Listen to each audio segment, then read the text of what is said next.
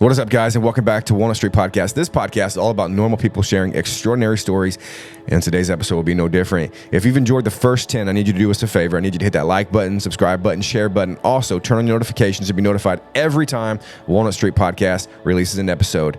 Now, let's dive into episode number 11.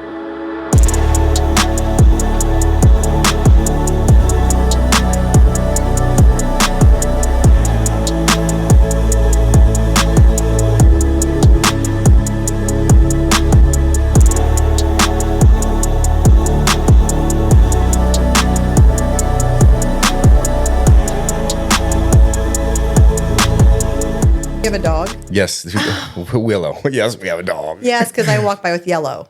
Yes, and Willow always lets us know there's anything ever outside the house. It's really annoying. Yeah, you have a lot of squirrels out. No, it's fine. I just always feel badly because people's dogs are like, oh my gosh, it's another dog. Yeah, it's Willow, like we're trying to train her, but I don't know. How old is she? Probably about 2? 4. Oh, she's 4. Yeah, she's so annoying. But she's wonderful. We love her to death, but it's like, she's still like a little 6-month puppy. I know. How old's your dog? She'll be 2 in November. What's your dog's name? Yellow. Yellow. Well, and it's a some type of Golden Retriever. Golden Retriever, yeah. Mm-hmm. She's part of the story, actually. Really? Mm-hmm. Well, gosh, we should. You have a book?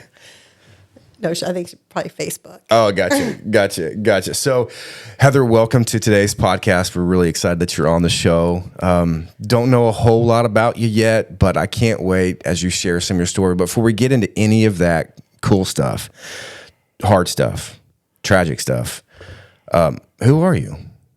Who's Heather?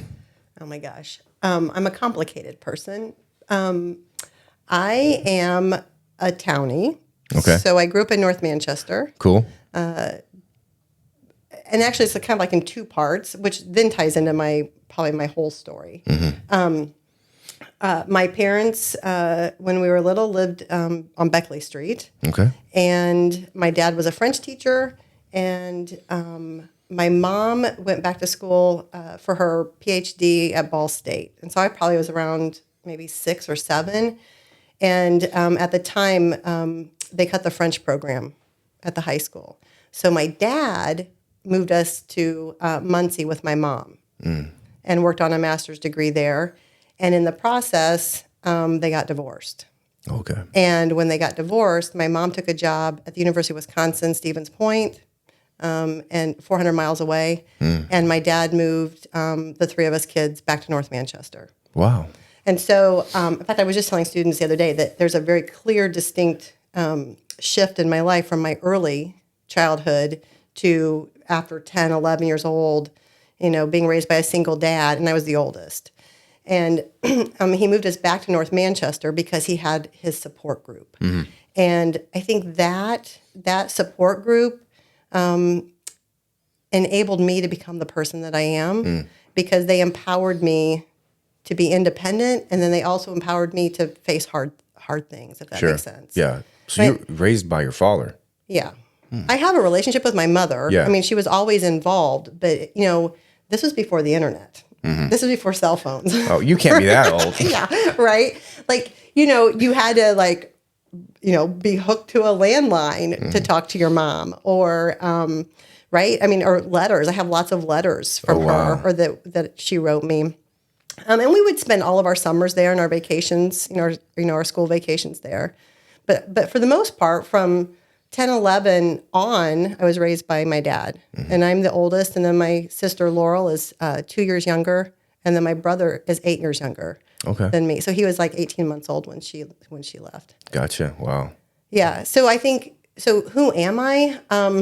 Who is Heather? So Heather is a pretty opinionated, independent. Why did you say opinionated? Is that what people tell you? Do people tell you that you just know you're opinionated? I think I am opinionated. See, I just said I think I am. I am. I mean, I have some pretty strong convictions. Mm-hmm. I think that we need to be good to other people. Sure. And I think I walk the talk, that I care deeply and passionately for other people. And I believe in empowering other people. Mm-hmm.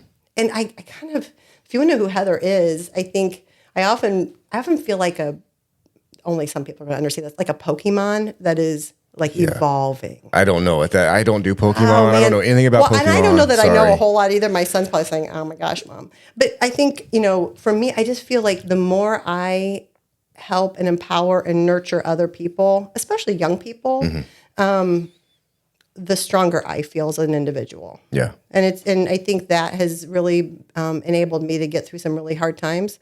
I also had a grandmother who showed up all the time. From the time I was a little kid, we spent every weekend at my grandma Mitchell's. Me too. And even after my parents' divorce, like she was always there. We always went there.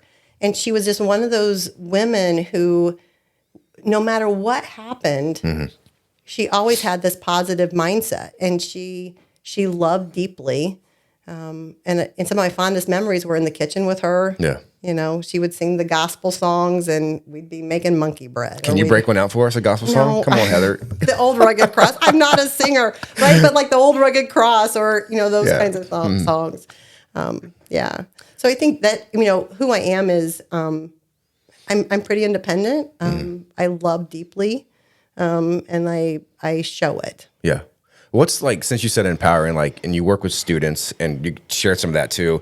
Well, what do you do for a living? What's your career? My vocation is teaching. Teaching. I knew in 8th grade I wanted to be a teacher. Yeah, you sound a lot like my wife, whom you know. Yeah. But she told me not to talk about her today because she gets embarrassed. But my wife, Dawn, loves education, and I think she went to the university. Did she have you at some point? I don't know. I don't think so. Because not to give our age away, but we're 43, 44. So I started at the university in the 2003. Okay, yeah, she would have been gone, by then because she graduated in 98 and went to college. Yeah, so she was done by. But she loved that. I missed her. You just missed her. Which, what is back to the empowering the students? What's probably the hardest part about empowering students today? Because I feel like it's changing over generations. It's right. But what does that look like for you on a street level? So my whole career, I started as a high school English teacher and taught 12 years, and then for the last 20, this is my 21st year at the university. Wow, awesome. I've worked with college kids, and I think the hardest thing is getting them to believe that they have more power than they do, right? That they have a lot of agency. That you can't control what happens to you. Sure. But you can control the way you respond to something. That's good. Right. And but I find a lot of our students don't believe in themselves as much as I wish they did. What do you think that is? Oh, gosh. That's the elephant in the room, though, right? Yeah. I think, and there's probably research to back this up, but I think social media. Yeah. Right. I think we compare ourselves to everybody else and, they have more friends than I have. Yeah. Shoot, I find myself doing that. Let's be honest. Why didn't you like that statement? Why didn't people like that? Yeah. Of course, social media is the highlight reel of life. It's not like never really post things of disappointment. It's always the highlight stuff. So I can definitely see empowering students is hard because they're always comparing themselves to what social media says. And if you don't do what social media says or does, or then you don't quantify, or your life really doesn't really matter. Right. I can definitely see that's hard about empowering kids. But I'm so thankful you do, because I can see it in your eyes. I can see the fire in your eyes that you believe in what you do. I think where it starts is giving students something small to do that they have control over. So choice in a project, right? And then kind of stepping back and being the person who nurtures or can troubleshoot with them, but they take ownership of it. And the more they take ownership of something, it's like, whoa, maybe I can do this. I just put together a project that, involved lots of people. Or I just, several times I've had students who have put together family nights or, anti-bullying campaigns, and they carry them out. And it's like, whoa, I did this. So you're empowering them by responsibility? I think that's part of it. Giving them opportunities to collaborate and to ask questions, and also to fail a little bit. I think that might be part of this generation's. I say this generation, right? Like, I think that there used to be a time where we got to fail. Yeah. And, you know, and right now I feel like we're in a point in our society, or maybe it's our education system, where failure isn't an option. And, you know, life isn't a multiple choice test. I know that's right. Right? Like, there's no answer B. Yeah. It's like an essay test that never fully gets graded. And it's funny you say that, because there's something this past year that taught me. I signed up for a 100-mile ultra marathon, and I did not finish that 100-mile ultra marathon. But I told myself, and I really believe it, that losing that race or not finishing that race taught me more about myself than finishing that race could have ever taught me. Like losing, failing, it taught me so much. And I think the reason why maybe we don't want to show our failures is because everybody sees them now versus 25 years ago. Nobody had the internet. It wasn't like your failure wasn't so accessible. So like now it's like everybody sees it, and then some people actually like get clicks off of your failures. Yeah. Do you see what I'm saying? Yeah. Like and it's hard. So it's like we don't want to fail because we know if we fail, we're going to get blasted for failing. Well, and you think about, right, your wife and teaching. When you don't do well on a test, somebody else is held accountable for that, right? And I think if we could step back and we think about the gift of failure, right? You just mentioned that, and I'll tell students, right? Nature gave us one of the biggest tests, and that was COVID, right? And we failed in many ways as a society, just the way we responded to that global pandemic, but yet we needed to be able to think quickly on our feet and figure things out. And I don't know that we did that superbly. Sure, I'm sure there's definitely some things we could work on for sure. But bit. Before we go any further, you know what time it is? It is time for the energy drink. Have you ever had a Ghost? I have not had a Ghost. If you were to drink an energy drink, what are you drinking? I don't know. Yeah. I've really only had an energy drink once when I drove the softball van for the university to Florida for their spring break trip. Yeah. So I'm assuming probably a Monster or something. Probably. Yeah. But is there something special about this Ghost? Well, Ghost has the most, I think, the best flavors. Okay. They're very creative with their marketing. It's fun. Like if you feel the can, you can feel the texture in the Ghost. Yes, I can. So you have I have cherry limeade because it's my favorite. Okay. I don't really go, but you have sour pink lemonade. Okay, so let's give the people the click. There it is. Oh. We'll give them the full experience here, Heather. So glad that you're on the podcast today, Heather. Do we cheers? Oh, no. Sure. Just do it.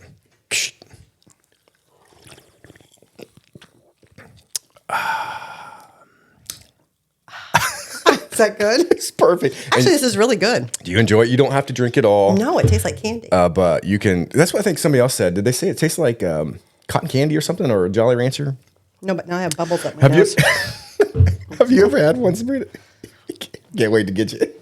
That's actually really good. I'm not. I don't drink them all the time. I'm not like saying drink energy drinks. I'm just saying like it's just fun to have on the show. No, it's good. Let's fire away on some fun questions here real quick. Just like quick Q&A. Fun. What's your morning routine look like? So morning routine is usually up around 5, sometimes earlier if I can't sleep. Immediately make a cup of coffee, watch the news, see what the weather's like, even though I know what the weather's going to be like. It's just a habit. And usually I answer emails. Really? And then get ready to work. So what time are you getting up in the morning? Probably 5 a.m. 5 a.m. Are you a creamer person? Like, what kind is your creamer? Usually like vanilla. Vanilla? Ugh. No. It's terrible. It's terrible. Judgment zone. I know. It's so bad. I don't know. So when I did have COVID, like 2 years ago or 3 years ago, it changed my everything about my senses, my smell and my taste. And like, there's certain things I can't even stand to smell anymore. And one of those is like the vanilla. Oh, that's too bad. And onions. Oh. I can't. I love onions, but I can't stand the smell of raw onions. Like it's terrible. It's so weird. What motivates you? In general? Sure. Oh gosh, that's a big question. Probably what motivates me the most is doing what's good for people.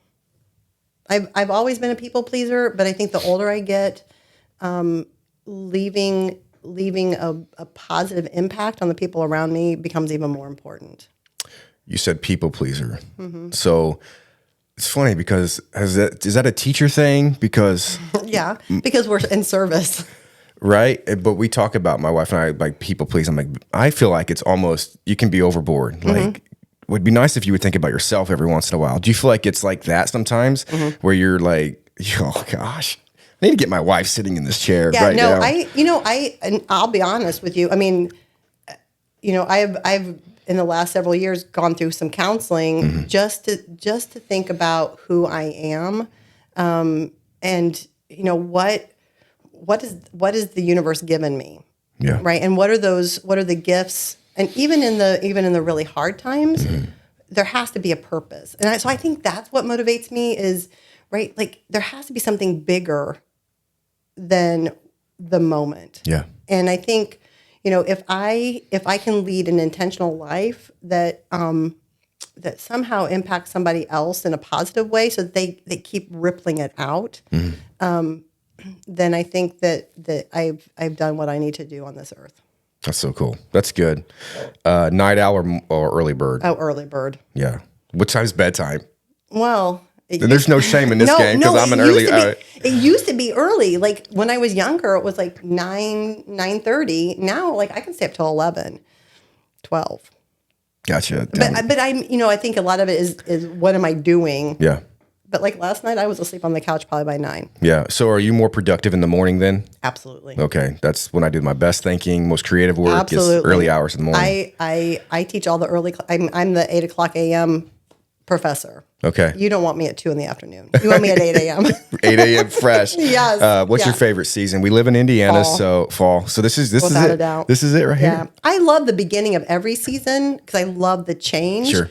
But there's something about this one, even the rainy. Yeah, it's beautiful. Isn't it? And homecoming is this weekend at the university, Okay. and it's supposed to be like a high of 50 or something like that on Saturday, and I'm so pumped. That's so cool. Yeah, sweatshirt weather all the way. All the way. Celebrity crush. Oh gosh. Yeah, I don't even. Okay, celebrity crush. I have 2. Colin Firth, which most people won't know. No, can you explain who that is though? Yeah, well, he's like this British actor who was in like The King's Speech. If you've ever seen that. Oh, come on, people. Put that on your watch list. Sorry, I'm terrible when it comes to movies. And I'm going to sound like a real nerd, too, because where I fell in love with him was in the A&E version of Pride and Prejudice. Okay. He's to die for. And then Matthew McConaughey.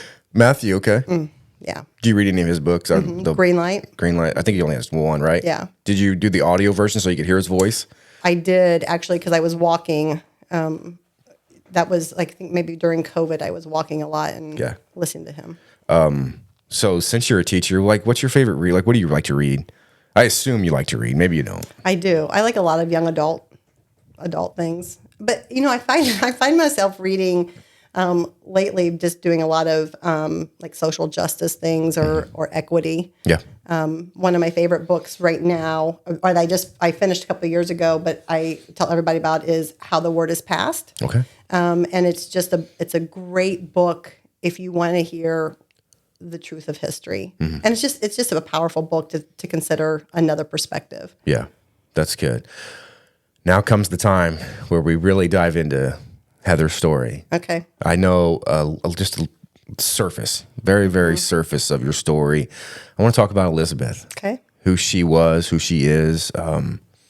Again, I don't know a whole lot. We moved here about 5 years ago from Indianapolis. We are from the area, but we moved to Indianapolis for several years and then moved back. So, and I think it was during that time there were some significant things that happened in your life. So, if you can, let's talk about Elizabeth and share her amazing story. Okay. So, my ex-husband and I, Brian, have 2 kids. Okay. Elizabeth is our first, and then Lucas is our second child. And Elizabeth is I would still say is. This is where sometimes when you like in losing someone, I don't even like the word losing. Sure. Right. Knowing how to speak with. Do I talk to her in present tense, past tense? Because she's still very much part of who I am, and she's with me. Sure. All the time. Anyway, so Elizabeth, I would say, was always very precocious as a child, talked our ear off, very bright, stubborn redhead. Very stubborn.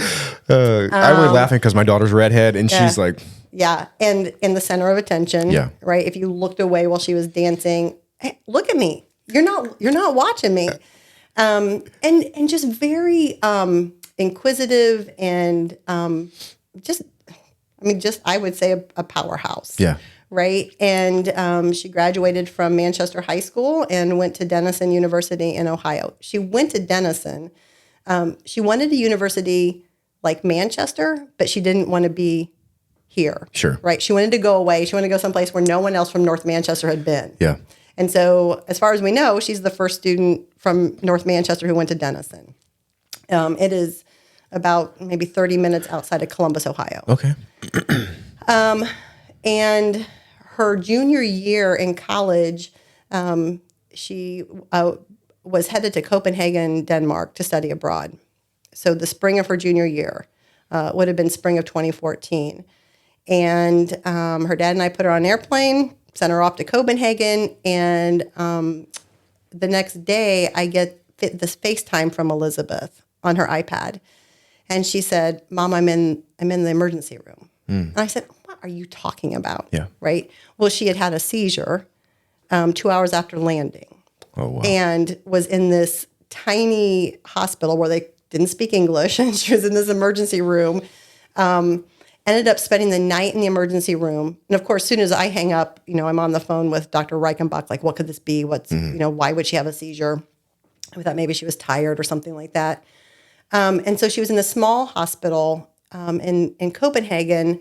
And then the next day, as they were getting ready to discharge her, a new doctor came on call and said, "Let's do a CAT scan." And they found a tumor. And they took her to a much larger hospital in Copenhagen, and her dad and I flew over right away to get to her. But let me tell you what happened when we got there. This is very indicative of our child. We get there and walk into the hospital, right? We know our child has a brain tumor. Let me back up. So I'm on the phone with Elizabeth as her dad's on the phone with a doctor. And I hear him say, it's a brain tumor. And so I said to Elizabeth, they're going to come into the hospital room and they're going to tell you that you have a brain tumor. And so when the doctor came in, she was like really calm. And I think he didn't expect her to be that calm. And she's like, "Okay, well, what are we going to do to fix it?" Oh, wow. Right? Like okay. that was always her mindset. Like, there's a problem, let's fix it. All right, let's fix it. Right? And so Brian and I flew over right away because, you find out your child has a brain tumor, Yeah. like you go. So can we break that down a little Yep. bit? You and Brian, you found out that your daughter has a tumor, a brain tumor.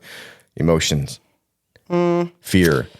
I think we both went into work mode. Okay. And this is part of, I think, the reason we both chose to raise a family in North Manchester, because of this community. So I was teaching a class at the time. It was January, and I was teaching a January session at Manchester. And I called the dean, Glenn Scharfman, and I said, "I have to go. Elizabeth, has a brain tumor." His wife is one of my very best friends. Within minutes, she was in my house asking, "What's your insurance company? Let me start the insurance process." One of my colleagues was in my house bringing food for Lucas. And Glenn calls me back and says, "I have your class covered." Right? This is all within hours. Yeah, wow. And then also our pastor, Kurt Borgman, was in our house immediately. And so I think just being surrounded by those people, I think we just went into work mode and was like, "Okay, let's just go figure this out, and we're going to face this head on," right? So, but the emotions were, for me, I think I have to get to her. Yeah. Okay, so we walk into her hospital room in Copenhagen, and she looks at us like, "What are you doing here?" I'm just like, and we both were like, "What? Well, yeah, we're here to rescue you." Yeah, right. Right. But her whole mindset was, "Well, can't I just have surgery and get it out, and then keep on studying abroad?" And I think that very moment, right, that was very indicative of who she is and how she was going to approach this situation, Yeah. right? Like this, okay, there's a problem. Let's figure out how to solve it, and that it was solvable. Yeah. Okay, so that positive mindset. The doctor in Copenhagen said, I'd love for you to have it taken out here, right? But he said you're gonna have to come back, and that could get kind of expensive. Sure. Yeah. Yeah. And so she was like, okay. In the meantime, while we had started, we were flying to Copenhagen, we had friends who were in the process of trying to figure out where we should go when we got back with Elizabeth. And Elizabeth's roommate just happened to have a mom who worked for the health services in Minneapolis. And she had a connection with Mayo. Okay. And by the time we got back, we had an appointment at Mayo's and went to Mayo's with Elizabeth. And on February 14th, 2014, she had surgery to remove the brain tumor. Wow. And that was a 10-hour awake craniotomy. And that emotion was different than the initial emotion. Because sitting in a waiting room that is solely for people who are having brain surgery, it was Brian and I, and then another family. So there were 2 people having brain surgery. Wow. And it's so surreal because you're sitting in this room by yourself and that the rest of the world is going on around you. Yeah. Right. But time feels like it's stopped.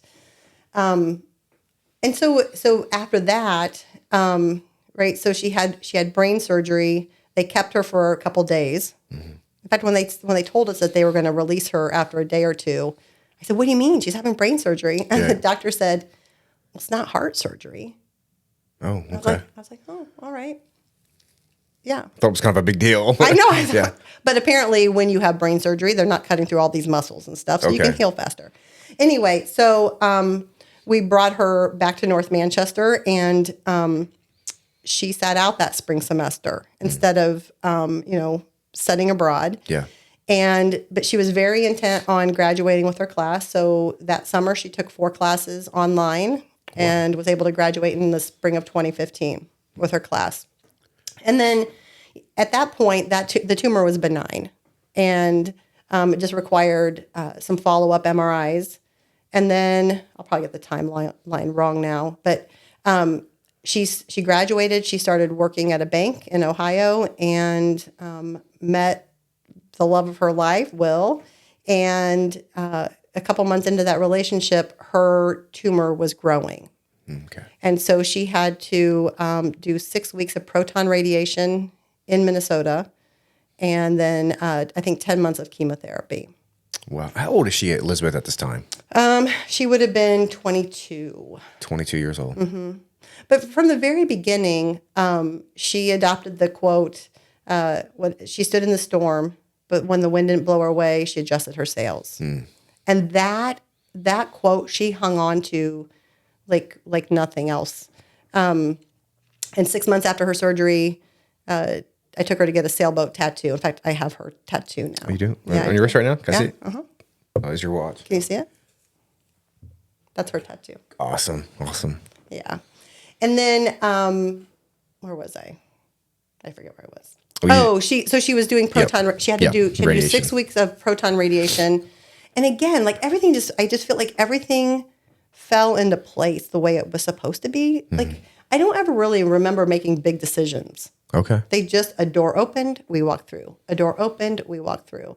And she was a young employee, right, for this bank. Yeah. They could have easily said bye. Sure. But instead they gave her a laptop and said, go work remote. Oh, wow. And so she took her laptop and she went to Minnesota, and we stayed at like a Hope House, and she did proton radiation and came back and then did 10 months of chemotherapy. And then things kind of were stable for a long time. And in 2019, she got engaged in October. Oh, wow. And then in early November at her MRI, they saw something else.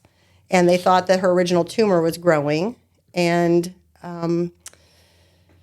when we went back to Minnesota for a checkup and to talk about surgery, the neurosurgeon said, it's not the original tumor. Oh, wow. There was a second tumor deeper and closer to the spinal column. And I'll tell you that was a moment that really took my breath away, right? Sure. When you go thinking we're going to fix this, because that's been our mindset the whole time, right? Something's wrong, let's fix it. And the neurologist or the neurosurgeon calls and says, "I need to see you. There's something else." It really kind of put a pause on everything, and what that ended up being was she had stage 4 brain cancer, Wow. and a rare cancer of her spinal fluid. I think it's called leptomeningeal or something like that. So that really, really gives you great pause, right? Yeah, yeah, for sure. Because it's not what that's not what you expected or what we expected. And so can you tell us how you said she did well for how long was she doing good? Like everything was kind of just still and. Yeah, well, I would say, she would go for MRIs and, they might see like a little shadow or something. But there's something called treatment effect. So when you have radiation and chemo, your scans may show like there might be swelling or things like that. So her initial tumor was in 2014, and then she was diagnosed with stage 4 brain cancer in December of 2019. Okay. So in between there, right, like it was just these MRIs every 6 months or so. So, Wow. so she was living life. Sure. I think that for Elizabeth, what I learned from her is that you have one shot at every day, right? And she was very intent on making sure people knew that you have one shot at every day, and how you respond to the things that happen to you make a world of difference. Man, she preaching loud too. That's good stuff. That's good stuff. And she lived it. Yeah. So I think, well, let me go back to that. So in the fall of 2019, right, she's diagnosed with stage 4 brain cancer. And in January, we hadn't seen any symptoms before this, right? We didn't see anything other than the MRI. But in January of 2020, she spent, several weeks at the neuro ICU at the James Cancer Center in Ohio State University. Because it was almost like overnight, the cancer just went like wildfire through her head. And that really started just, 2 years of in and out of the hospital. It wasn't operable. She had to do chemo. She was on a lot of steroids. And as you know, at least I think you might know, steroids make your body blow up, right? Yeah. And that, I think for Elizabeth, cancer was one thing, but the day her iPhone didn't unlock because it didn't recognize her face, oh my gosh. For me as a mom, that was one of the hardest moments, because right here she is, as young people. Well, just as humans, right? We identify by the way we look. Sure. Right? How does my hair look? How does my face look? Yeah. And then when your body changes overnight, right, because you're on these steroids, and you can't come off the steroids, because if you come off the steroids, the pressures in your head make it like excruciating pain. Sure. Right? Sure. So that, I think, was, that's separate from the cancer. Yeah. I put that separate, because that was a whole other emotional and just something we had to work through as a family. Yeah. And then, she did chemo. She did 6 weeks of radiation to the entire head and spine, which is something they told her originally that she couldn't do. They said, your body cannot handle this much radiation to your head and spine. Oh, okay. And she did it. In the very last appointment, the doctor actually got a little emotional. This is a man who had no facial expressions at all. I love him dearly now, looking back, but in the moment, his bedside manner was he is as cold as ice. Yeah, he's been there, done it, seen it. But at our very last meeting, he said to her, you just did something that I said you couldn't do, and he got emotional. Oh wow! He had a tear in his eye, and she's like, Like, she said, "Are you gonna make me cry?" And he said, you did it, and you did it with a sense of humor and grace. And she said, "Well, what else would I do?" Wow. Yeah. And, and then after that, COVID hit and kind of shut everything down for a while. But, she had all sorts of treatments. Yeah. And then we got to the point where she had to do some experimental things. And in November of 2021, she said, "I don't want to do this." And I said, "Okay." And her dad, her dad and I both, I think from the very beginning was like, "This is your journey." Yeah. Right. And I would often tell her, I'm like, "This is your ship. You're sailing it. We're here as your sailors, right? Yeah. We're helping you." And she's like, "I don't want to do this." She goes, "I want to go home." And so, and what she meant by home was back to North Manchester. Yeah. So she and her fiance and their dog moved in with me, and she went on hospice care. And then the day before her 29th birthday in 2021, December 21st, she died. Yeah. Wow. If we can back up just a little bit, because like you said, and you said it so well, having cancer, the effects of cancer is one thing, and then what it does to your body physically. As a parent, because so my best friend and his wife lost their child to DIPG, which is the inoperable brain tumor as well. And he shares some really deep stuff about losing his daughter and the effects of that and things that I've never walked a day in those shoes. I have no idea. But what is it like to see your daughter physically just changing? Because you can't see what the brain's doing, the tumors do on the inside, but you can see the effects on the outside. Right. What does that look? How do you handle that? How do we? Okay, well, there are two pivotal moments that I remember. One was in that January of 2020 when she's in the neuro ICU, right? And it's, we would take turns spending the night in her room. And it was early in the morning, and I'm sitting there, and I realized I was born to be her mom. Like, I was put on this. That's powerful. Yeah, this is where I get a little, right? Like, I was born to be her mother. Yeah. I think everything that I went through as a kid, becoming, having to take care of my siblings when I was 11, 12, right? Just this sense of being centered in who I am, that I was put here to help her walk through this.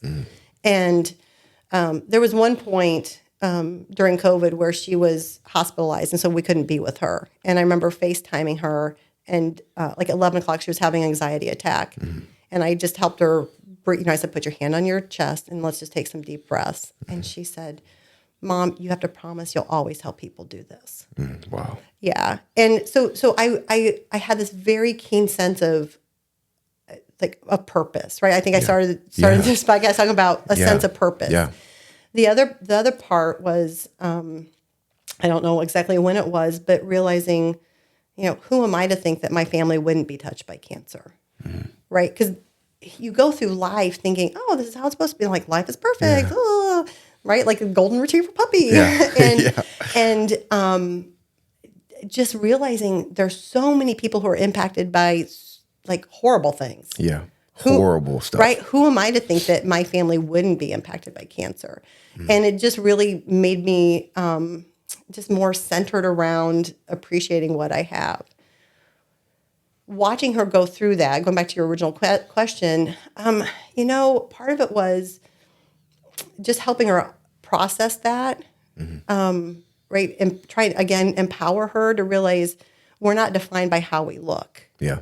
Right? That some people, and I told her, I said, there was a point where there was one time we were in a Whole Foods grocery store in Columbus, and this woman just looked at, would not stop looking at her, but it almost was like a look of disdain. Yeah. Like, "What are you doing here?"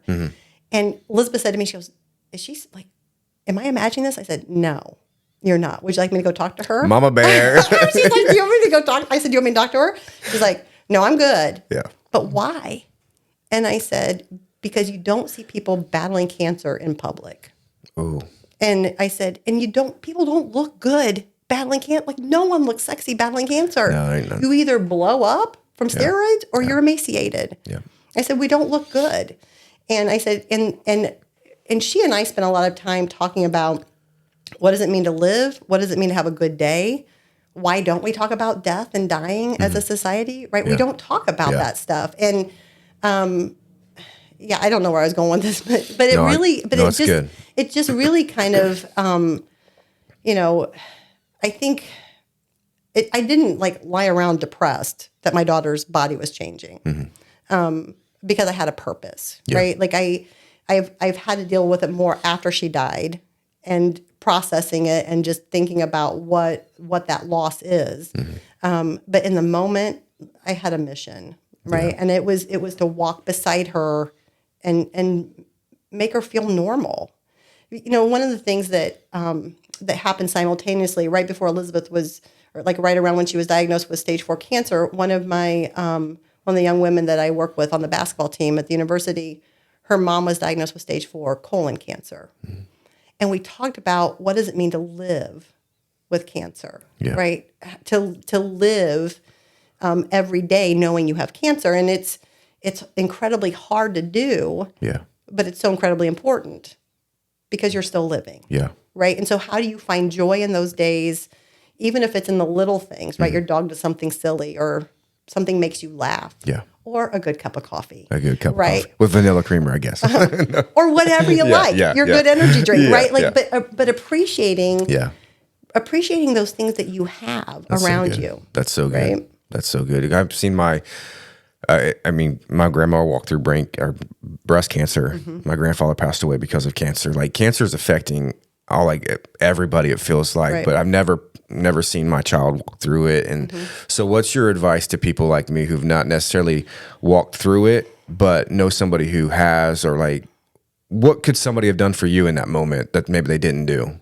Oh, wow. That's kind of a loaded question, but. Well, it's very loaded because I feel like people did so much for me. Because not everybody has a tribe like you got, you know what I mean? Like the circle of people. So I'm just curious what that looks like, or how. What you can do for people who have kids with cancer. Is that your question? Sure. Anybody. Show up for people. Check in, right? Even if it's just, hey, I'm here if you want to talk. Yeah. Right? Like, I think the people that made the biggest impact on me were the ones who showed up, even when I didn't know I needed them to show up. I have some just friends as siblings who just came when I didn't even ask them to come. In fact, on the day that Elizabeth died, one of my good friends said, I'm coming up. And she drove up from Nashville, Tennessee. Wow. Elizabeth's best friend, in that November before she died, called and said, I'd really like to come for Thanksgiving. So she and her fiance came for Thanksgiving. So I had Elizabeth and her fiance and Andrea and Andrew and my son. And after Thanksgiving, they were heading home, and Andrea called and she goes, we don't want to go home. Oh, wow. And I said, then come back. And so they came back and they stayed with us until after Elizabeth died. And, I think it's just, not that you have to move in with someone, right? Like, but I think that showing up for people, goes a long way. Yeah. And not being afraid to say, I don't know what you need, but I'm here. Yeah. And I think the reason for that question is I remember my best friend Andrew going through this, him and his wife Kim and Avery, and going through the loss of their daughter. I have no freaking idea what to say, what to do. I'm just like, I seem vague and almost impersonable to say like, hey, I'm here for you if you need anything, because I literally don't know what to do. Like, I'm his best. We grew up together. I have no idea what to do. And I don't think we know, like, because we don't talk about it. That's what we're talking about today. I know, right? Like, we don't, but everybody dies. Everybody dies. That's just, I learned that in biology. Yeah. Right. But I think it is hard because we don't want to hurt somebody's feelings. But not showing up, I think, is more painful. Yeah. Right. And you don't have to know what to say. Sometimes, like in the darkest moment, just sitting beside someone. You don't even have to say anything. Just sitting by someone and being there. Right? Like, I think that's one of the greatest gifts or takeaways I have from Elizabeth's experience is just being there. Just being present. Yeah. That's powerful. And you said something that's so profound, though. You said, I was born to be her mom. I know I was. Like, that gives me chills even repeating it. I have much conviction in that. I was born to be her mom. Like, it's almost like I don't want to cry, but like, I've never heard anybody say that. I was born to take care of her. Yeah.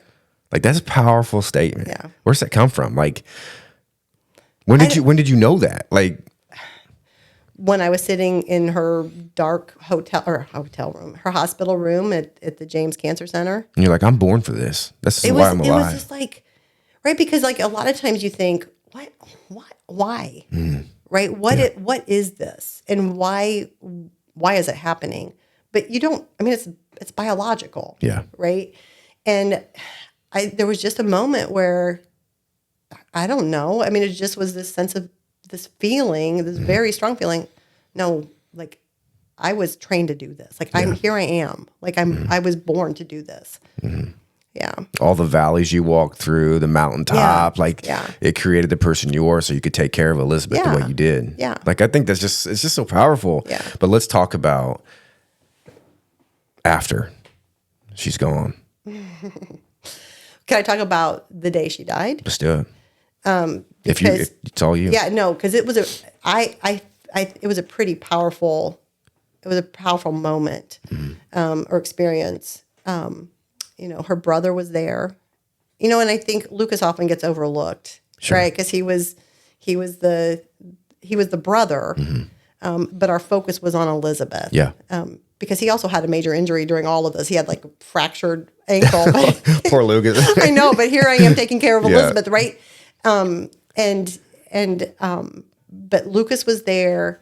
My family was there. Brian was there. Elizabeth's fiance and her best friends were there, and it was, and then hospice, and her pastor, and it was almost like, no, it wasn't almost like she knew, right? Like she said, I gotta go. I gotta go. Okay. And I thought she meant she had to go to the bathroom. Sure. And so her dad came in, Brian and I helped her up, and she didn't want to go to the bathroom. She wanted to sit on the sofa. And she sat on the middle of the sofa, and that allowed Will and I and Brian and her brother to be around her. And that's where she died. Oh, and wow. I mean, she didn't die immediately, but it took several hours. But that's where, right, like where she started, like her breathing became more labored, and then it started to calm down. And there was a point where this might sound corny, but if you're spiritual, where I felt her spirit leave, and we all kind of felt it. Yeah. And because I remember saying, "Fly, baby, fly." Yeah. And she was still breathing, but that was the body's way of, it's the mechanics of your lungs, right? And it just was. It was one of the most powerful moments, probably that I'll ever have, right? Yeah. Like watching her die, but yet feeling like she was also free. The after part, which is still now. Oh yeah, I think the last 2 years have been, have been really, really hard, but yet I'm working really hard at trying to be in the moment. Yeah. Right. And I feel like I'm a lot better now than I was in the beginning, because you have to get up off the couch. Yeah. Right. Like, you have to go to work. You have to show up for other people. Like, I have another child. I still, and I'm so excited about what's happening in his life. And, but yet at the same time, there's this, I don't even really know how to put it into words, but almost like a blanket. Yeah. Right? Like, I'm here, but I'm not fully here. Sure. If that makes any sense. So she died on the day before her 29th birthday, December 21st. And about 2 weeks after that, the women's basketball team showed up at my door. I'm lying in the dark on the couch, and the coach texts me and says, "Come outside, the team's here. They want to give you something." Oh, wow. And I was like, "No, I'm not coming outside." Yeah. He goes, "Come outside, they're outside. The whole team's outside. I'm not coming out." Like, I am lying in the dark on the couch. I'm crying. Leave me alone. And then one of the players texts me and says, she says, Dr. Coach, they call me Dr. Coach, come outside. I'm like, I don't want to come outside. And she's like, come outside. We have your yellow. And so I go outside and they have this golden retriever puppy. Oh, wow. That's where the puppy came from. Yeah, okay. And in the moment, all I could think of was like, oh my gosh, I have to potty train this dog. Like, who gave me a puppy? Like, right. Not a good time. No, like, ah! Yeah. But I'll tell you what, having that puppy forced me off the couch, right? I had to now care for something else that was pretty vulnerable. Yeah. Right. And so in the end, I mean, she's become this gift that she's my lifesaver. Right. Yellow. She got me up off the Literally, couch. yeah. Yeah. And her name is Yellow. She became named because I always tell them to be someone sunshine and spread joy. That's so cool. Yeah. Wow. But after, leading up the year after her death, so we're nearing year 2. I think as we made our way towards the anniversary of her death and her 30th birthday, the anxiety that I had, right, was incredible. And one of my best friends said to me, anticipating it is worse than being in it. And she was right. Elizabeth's, the anniversary of her death came and her 30th birthday came, and I was with Lucas and his fiancée, Allie, and Brian and his wife. And we were able to celebrate Elizabeth and just really celebrate who she was. And I think that, I'll always do that, right? That celebration piece, because we had a lot to celebrate. Yeah, for sure. She sounds amazing. But go ahead. No, she is amazing. But I also, I use Facebook a lot, and I've tried to share her story, but also the ugly part of it. Yeah. Right. And I mean, there were moments like it wasn't. She didn't always have a positive mindset. Sure. I mean, there were several moments where she'd say, "Why? What did I do?" Yeah. And I was like, "You did nothing." Yeah. Right. If anything, it was your dad's DNA and my DNA and something crazy in, nature that just did this. But, I think, and some of the harder moments, would have been like when she realized what she was going to miss. Yeah. Right. Like, I'm going to miss this. Yeah.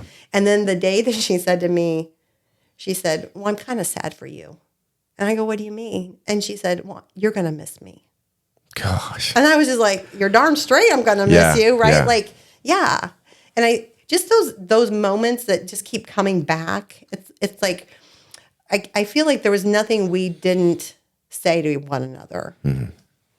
But I'd get anything to have a moment to talk to her again. Does that make sense? Oh yeah, for sure, for sure. So here we are. How are you doing for real? For real? Depends on who you ask and what day it is. I mean, because like my dad, and I hate this stupid question. He asks me all the time, Tyler, how you doing for real? Like he'll literally put his hands on my shoulder and say, Tyler, how you doing for real? Because he wants a real answer, and I get what he's saying, and he's gonna watch this and laugh. But how are you doing for real? For real? I see you walking your dog, and you look like you're happy as all get out. Yeah. Like, just curious, how you doing? That's a very complex question or answer. I'm gonna. Is it like this? Yeah. Yeah, and the thing is that, like, I would say I'm good. There was a moment this summer. I had the opportunity to travel to Europe with my mom, my niece, and my nephew, and my son and his fiance. And there was a moment when I was in Europe with Lucas and Allie where I was like, I felt the closest to myself that I've felt in years. Yeah. I'm like, oh, there she is. Yeah. But that moment hasn't been sustainable. Yeah. Right. Like and part of it is too, right? Like I felt like I was making a lot of progress, and I was like, oh no, okay, I can feel like I used to feel. And then Lucas's best friend died suddenly this summer. Oh wow! About a month after we got back, and then my brother-in-law was diagnosed with ALS. So we have other things that are happening at the same time. So I think I'm okay. That would be my answer. I'm okay. Some days I'm really on and I'm like living life to the fullest, and then other days I'm like, I need to watch Batman Dark Knight Rises again because that's my go-to. Are you kidding? That's my favorite movie. No, Christian Bale when he climbs out of the pit. Yeah, that's without the rope. That's pretty amazing. Yeah, that's a great movie. That's my go-to. Like when I'm lying on the couch and feeling sorry for myself, I watch that movie. Really? Mm-hmm. Okay. So you're a Batman person? Oh, Batman through and through. Okay. Well, that's you said something about adjusting the cells. Oh yeah. What's that look like? I think that has something to do with something you do in your life, isn't it? Yeah, it has a lot to do with what I do in my life. So, right, Elizabeth's quote was, when she stood in the storm and the wind didn't blow her away, she adjusted her sails. Mm-hmm. And so that adjust your sails became our tagline. And one of Elizabeth's high school friends, Alana Miller, Knowles is her married name now, created that adjust your sails logo for us that I have on my car, got everywhere, shirts if you want to buy one. I've seen some shirts.